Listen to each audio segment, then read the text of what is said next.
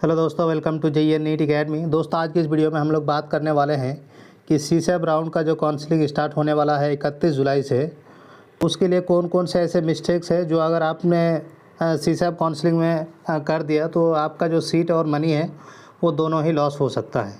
आपने बहुत बार सुना होगा कि CSAT काउंसलिंग में हम पैसा डूब जाता है। आपको ये जानने की ज़रूरत है कि आखिर CSAT में पैसा क्यों डूब जाता है। तो अगर आप सही से काउंसलिंग करवाएंगे और सारी चीज़ों को अच्छे से फॉलो करेंगे और ये जो मिस्टेक्स है, इन मिस्टेक्स को अगर आप नहीं करेंगे तो आपका कोई भी पैसा नहीं डूबेगा। लेकिन अगर आप ये जो मिस्टेक्स है, अगर इन मिस्टेक्स को करते हैं तो आपका पैसा 100% डूबेगा और आपका सीट भी चला जाएगा।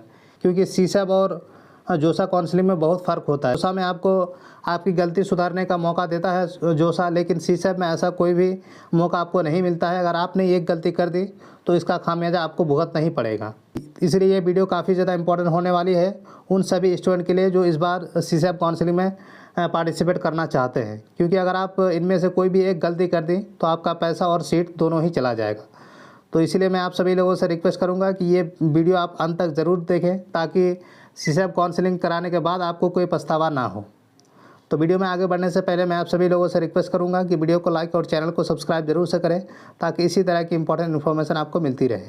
तो सबसे पहला इंपॉर्टेंट पॉइंट तो ये है कि अगर आपने जोसा काउंसलिंग के थ्रू से NIT प्लस सिस्टम में आपको सीट मिल गया है और आपका जो सीट है वो आपने कन्फर्म कर लिया है जोसा के थ्रू से, तो क्या आप CSAT काउंसलिंग में बैठ सकते हैं या फिर नहीं बैठ सकते हैं। आप बिल्कुल CSAT काउंसलिंग में पार्टिसिपेट कर सकते हैं, लेकिन आपको यहाँ पे सबसे इम्पॉर्टेंट चीज़ आपको जो ध्यान में रखनी है, अगर आपको ये गलती बिल्कुल भी नहीं करनी है। फॉर एग्ज़ाम्पल के लिए, अगर आपको जोसा में NIT पटना में CS मिल गया है, फॉर एग्ज़ाम्पल के लिए आपको NIT पटना में CS मिल गया है, तो CS से नीचे तो आप कहीं और जाना नहीं चाहते हैं, तो आपको चॉइस फिलिंग के टाइम पे आपको क्या करना होगा। तो चॉइस फिलिंग के टाइम पे आपको NIT पटना से ऊपर जितने भी कॉलेजेस हैं वहाँ पे आपको CSC भरना है। ऐसा नहीं कि आपको NIT पटना में CSC मिला है और आप NIT वारंगल में कोई और ब्रांचेस भर दे और आपको वो ब्रांच मिल गया।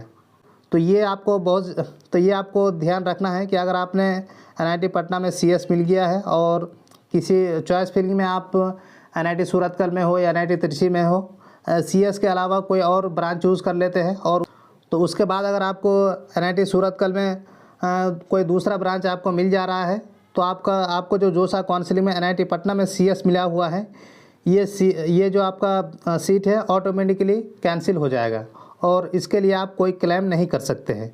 तो ये सबसे इम्पॉर्टेंट चीज़ है उन बच्चों के लिए जिनको जोसा के थ्रू से सीट मिला हुआ है। इसीलिए इन बच्चों के लिए सबसे ज़्यादा इम्पॉर्टेंट चीज़ ये हो जाता है कि चॉइस फिलिंग में आप उसी को प्रेफर करें कि अगर NIT पटना का CS छोड़ दें तो आपको कोई रिग्रेट ना हो।